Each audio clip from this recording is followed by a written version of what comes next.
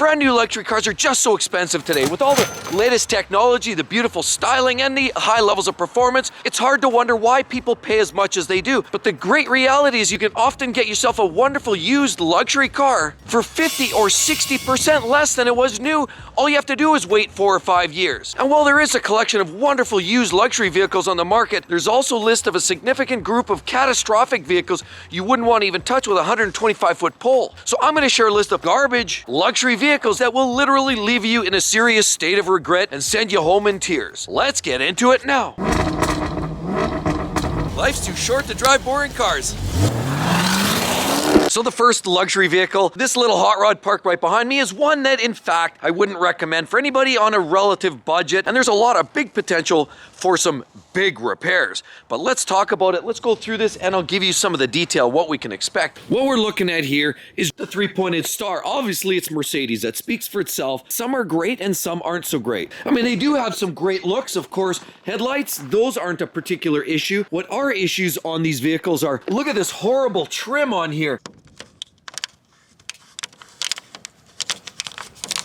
Why would it do that? Bubbling and cracking and snapping and popping, that's not a sign of quality. Especially when you buy a Mercedes, you expect top grade, top quality. That's one issue that you would expect with these vehicles, is poor trim holding up. And obviously this generation isn't one of the best for that quality of trim. That peels away with a little bit of heat and then it looks horrible. You want to show up to a soiree with your beautiful, slightly used luxury car and you have that peeling trim on there, people will laugh. But what else can you expect with these vehicles? Well, we've got these beautiful brakes down here. They are in fact cross-drilled, and of course they were ventilated. So they actually have a lot of braking potential here in this Mercedes, but that's one of the issues, and some of the brakes are known to fail or get excessive warp in them and become just an expensive proposition to replace brakes prematurely.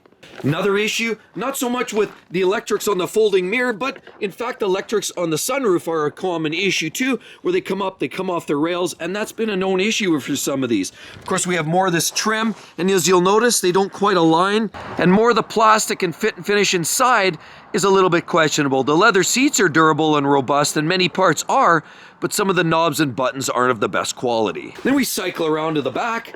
Right here, as you can see, what we're looking at is a beautiful E550 Mercedes, and it's a 4MATIC. In other words, it's all-wheel drive. So it seems like a great buy initially, and when it was new, it was a phenomenal car. As a matter of fact, the E-Class in general has always been one of my favorites for its general blend of practicality as well as overall luxury. It doesn't go full S-Class, it's still a driver's car, but it's still, everything is just a nice blend. And so it does stand out. It has a great presence, stage presence, road presence, but that's about where this ends. Repair Pal says you can expect 2.5 out of 5 star in terms of overall reliability. You can also expect about $1,060 a year for annual servicing, and about 0.7 failures per year you can expect from this vehicle versus 0.8 for the average. So it actually isn't all that bad, but its severity level when it does go into the shop is up around 14%, which is pretty impactful. And when something breaks on these cars, it's not cheap. So many issues do exist with this car, unfortunately,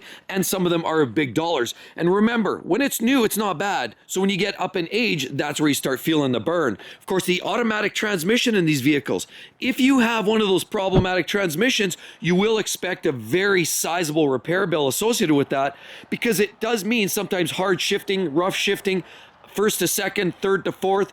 There's definitely some hard shifting action going on there in that transmission.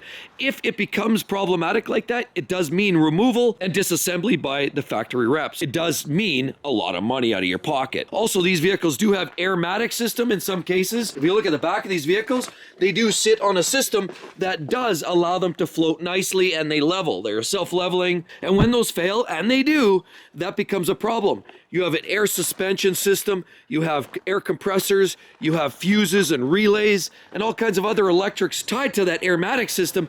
When that fails, any one of those parts can fail, and they end up costing a lot of money. There's also other issues. The gateway module there that runs, essentially that controls the link between your cell phone and the audio system, that is known to fail, as well as cam adjusters. We also have crank sensors, so crankshaft sensors, which is essentially down, usually found under here somewhere, because that's sensing that top dead center and tells you that point of reference when the engine's turning. So it's how a car actually references and fires properly, and obviously that feedback has to go back to the computer. Without that proper reference, usually the cars will crank, but they won't start.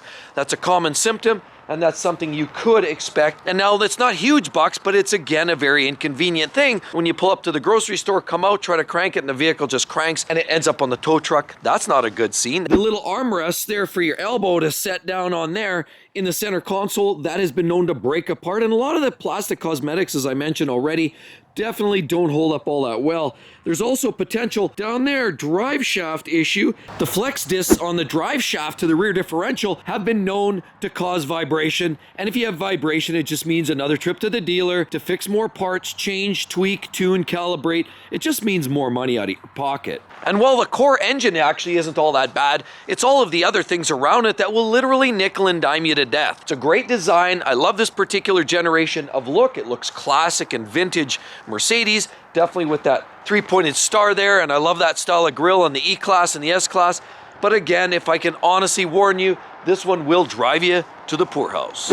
And there's a second little unit right behind me here that is a bit of a stretch when you say that's horribly unreliable, because that's not totally the case, but it will start to nickel and dime you. That's why I really want to dissuade you from this particular unit, because there are better options, and I'll share what those are. But what are we looking at actually here? Well, looking at both sides, I think it's pretty obvious. We're looking at a Lexus, and it's a slightly older variation with that simpler, smaller grille. They do have a pretty interesting front nose on there, but again, Lexus, Toyota, dependable, sure. Very basic looking headlights. You've got projection lamps there, very basic looking mirrors, but it does in fact have a sunroof, which is nice, and the electrics don't often let these cars down. We have one tailpipe and two tailpipes, and that's the conversation. You'll notice there's a bunch of carbon on there, and that's a big part of why I wouldn't recommend the IS250. And according to Repair Pal, you can expect only an annual maintenance cost of about $487. They also rank at about 4-star out of 5, so where's the problem? As a matter of fact, only 0.5 visits per year is what you would expect with your average IS250, so it all sounds very well and good. But it doesn't just end there. That's not the end of the story. I would skip this model. Down here, there's clicking noises. You get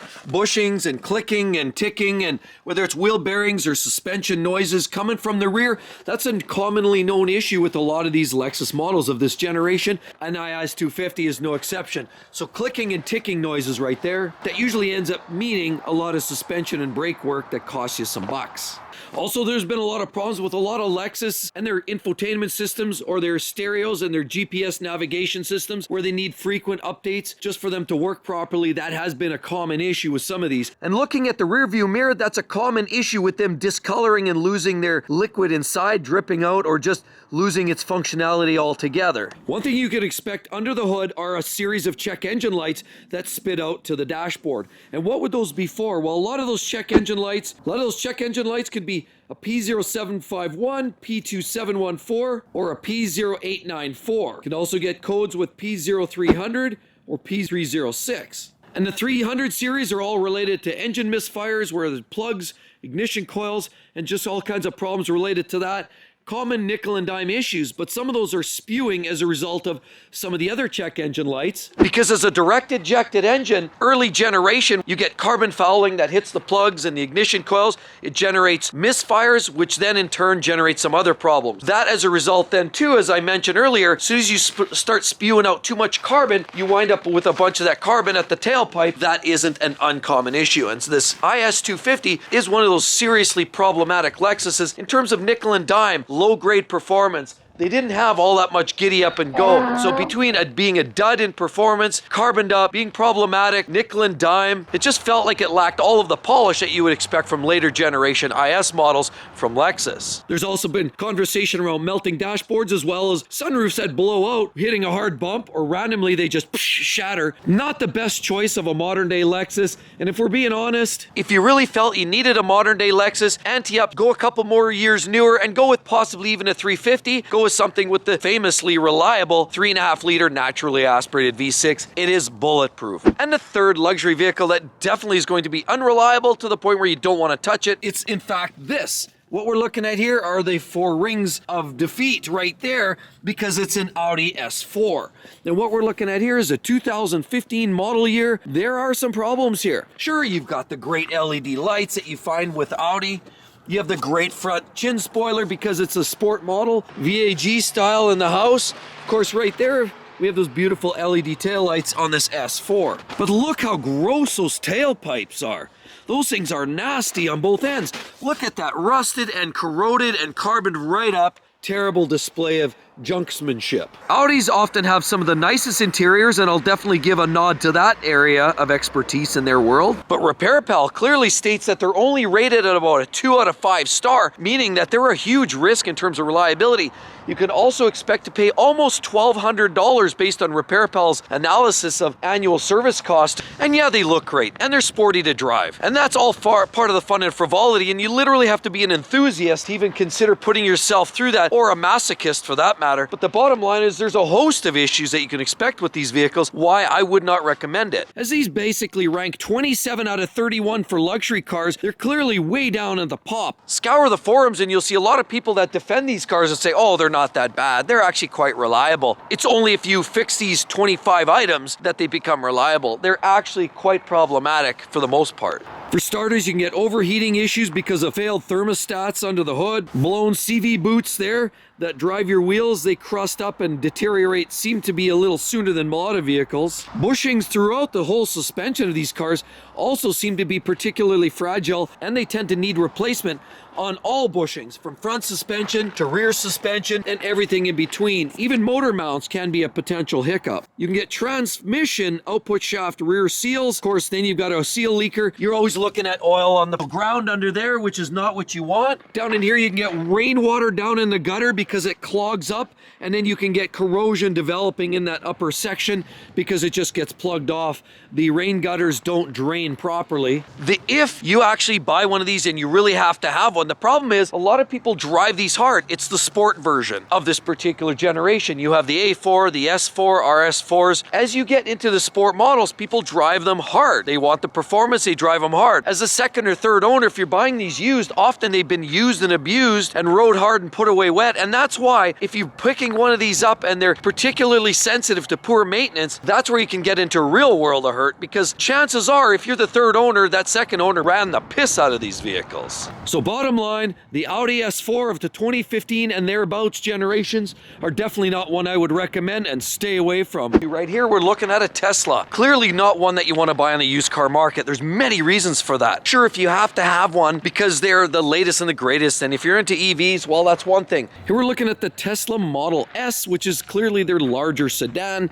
You can also get the Model 3 and the Y and the X. Of course, they do have those great headlights. It's sometimes the quality issues. We know about some of the quality problems. We know paint's problematic in some cases. There's been lots of people comment about that. Big gaps there, small gaps there, and it doesn't always line up on one vehicle to the next. Always looks different. Funky wheels, they tend to flake and scrape away. Of course, as you look here, more of those gap issues from top to bottom. That gap does change. These little handles, sometimes they go in further or not as far. As you can see, this one here is deeper than this one. So there's inconsistencies there, and the doors are a problem. Of course, you have the big sunroof too. That is another potential source of issues. But before we dive right into the Tesla Model S and talk about some of the big problems you can expect or why you wouldn't want to buy these used, let's first talk about the fact that RepairPal claims $832 annually to keep these serviced and maintained. You wonder why. They always brag that electric cars need no servicing, and yet it still costs you $830 per year to keep this thing moving down the road. And then on top of that, according to J.D. Powers and Associates, they rank number 30 out of 33 manufacturers, almost right at dead last, barely edging out Range Rover, Jaguar, and Alfa. Clearly, they have problems with reliability. They also make 176 out of 100 versus the industry of 121. What are some of those issues? Some of the electric have problems rebooting. Those doors as well have had malfunctioning issues, opening, closing, and premature battery issues, which are in the floor, and they're composed of hundreds of little cells, and they start to fail. When one cell goes down, it takes many of them down. And I even had a Tesla Model 3 this summer myself for a couple of months, and I had a problem with the frozen screen. I opened the door and you expect the screen to light, and it didn't light up. It just sat there blank stare. So I had to close, open, reboot, lock, unlock, do a bunch of different things, and then finally decided to come on. So there's definitely glitches in the electrics with a lot of that touchscreen, and the problem is that's the only way to move that vehicle is via that screen. Also issues related to locking the doors as well. Sometimes there's issues there. Distorted glass in the rear.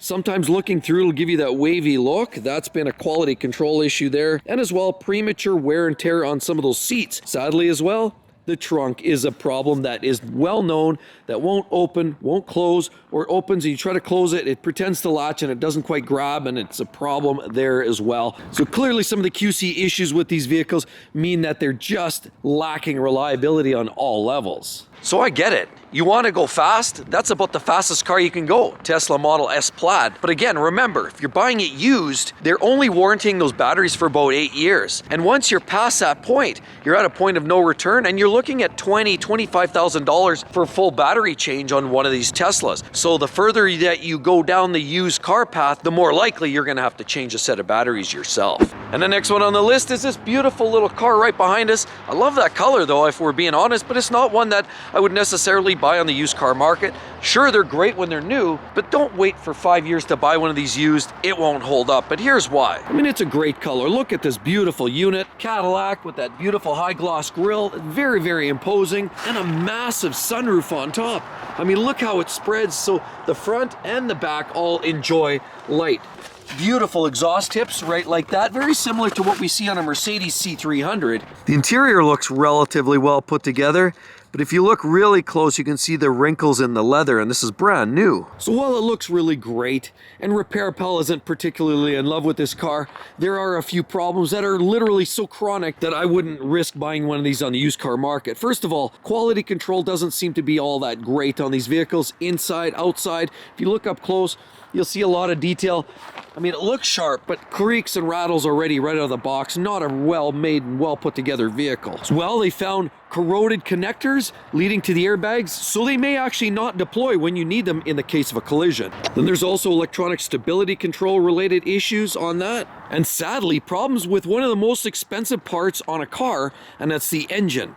And the fact that the engine is prone to misfiring, eating spark plugs, pumping out the carbon. Of course, carbon buildup is a big issue with some of these vehicles, and even GM has gone back and said customers have to take care of it themselves. And sadly, they really have turned it back on the customer to say it's their fault for using poor grade fuel that causes all this misfire and builds up carbon on the intake valves, which then in turn causes the vehicle to stall or cranks excessively. You can't get it to start, misfire, run rough, all of those check engine lights as well related to a misfire. A lot of issues connected to the engine and because of deterioration early onset. It's literally not a vehicle that can't be driven for too many miles without too many problems. Something that I wouldn't be willing to take a chance with for the long term. And with all of that said, be sure to check that. Another list of regrettable vehicles you definitely don't want to ever think about buying. Hope to see each and every one on the next one. We'll see you real soon. Bye-bye.